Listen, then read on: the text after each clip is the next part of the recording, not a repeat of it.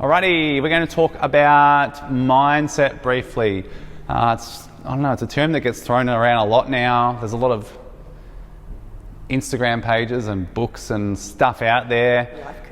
Life coaches. Info people. Everyone's talking about it. Hot tip, if you call yourself a life coach, don't take advice from them. No, it can actually be a little bit overwhelming, I think. But there's some really simple, basic things or principles to learn from some really good books or us. Yeah, or podcasts even. Podcasts, yeah. Mindset is really important. I almost feel like when you're in a shitty mindset, you don't even realise you're in a shitty mindset until you work through the process and get yourself into a good mindset. And then you reflect back and you're like, oh. Yeah, hindsight. I was fucked. I was not in a good place. Yeah. First thing on that, like we've talked about a bit, to build towards a mindset, a good mindset or a growth mindset, it takes a bit of a process. It takes a bit of learning, understanding, takes a lot of reflecting, takes a lot of, being present with yourself and your thoughts and the way you see the world. Takes a lot of being humble, facing your faults or errors or facing your shame, things like that. It's a hard thing to go through. There's lots of ways to do that. A psychologist is a really good way to go through this sort of stuff and to help yourself get into a better headspace. Back on previous videos, sleep. Get some sleep can also help you clear your mind a little bit. Going for just a walk, not with distractions, not with your phone, just a walk in nature can really help. Just give you an opportunity to be present and just think over things or mull over things. In this world, we are always trying to fill every second of our day with a distraction. I don't know, we're just scared of being bored or scared of our own minds. If we allow ourselves to think and be present with whatever's going on, we can actually work through things and process through them, whether it's just by ourselves or with a professional. It can make massive change. There's a couple of really good books. One is called Mindset by Carol S. Dweck, and she talks about the fixed and growth mindset. In a nutshell, a fixed mindset is kind of the belief that most things are predetermined. Like, I'm not good at CrossFit because of my genetics, or because I'm small, or because of this, that. The growth mindset is more about understanding that the outcomes that you achieve are a result of your effort and your determination put into things.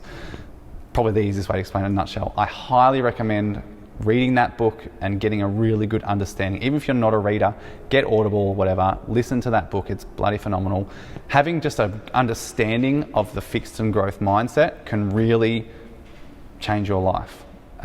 We often don't realize how often we blame things or make excuses for things or put our outcomes down to our own fixed traits when all of that's completely false. And what we do that is we're limiting ourselves or putting a roof over what we can achieve, whether it's in a sport or work or life or relationships or anything. We're kind of, a lot of time as children, depending where there's things we might pick up at school or parents or on television.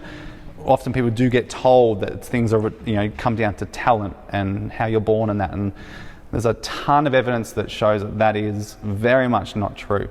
And if we are a little more open-minded or growth-minded about what we can potentially achieve, we put in the work and we consistently work at it and focus more on the process, we end up achieving, and the opportunity to achieve becomes sky high. The roof is lifted.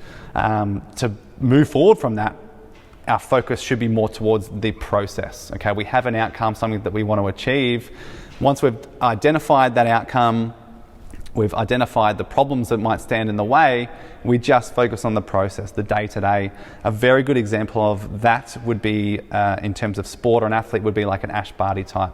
She's such a process-driven athlete. She works and knows on what she needs to do, never worries about the end of the game or the end of the set or the end of the match. She's step by step, bit by bit. She's a very good, interesting person to follow, and I recommend following along to her journey and what she does.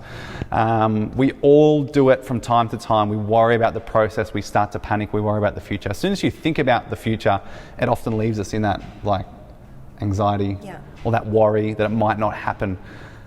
The thing is, we can't control the outcome. We have absolutely no control of it. The only way we can have control of it is what we're doing right now.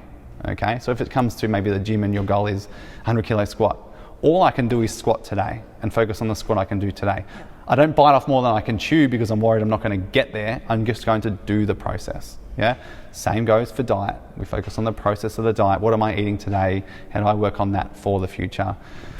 Might be a relationship issue. It might be, I don't know, batshit crazy in a relationship. Or getting out of a job. Like for me, I went back to uni. Yeah, absolutely. A new career. Yeah. Yeah. So process, there's a lot of stuff on that. Another book would be called The Practice by Seth Godin. The 7 Habits of Highly Effective People is a fantastic book. Do you have any more? There's heaps. I think I've got so many. Atomic Habits. Yeah, Atomic Habits by James Clear. That's just a few. So we've got Mindset, Atomic Habits, 7 Habits of Highly Effective People, and The Practice.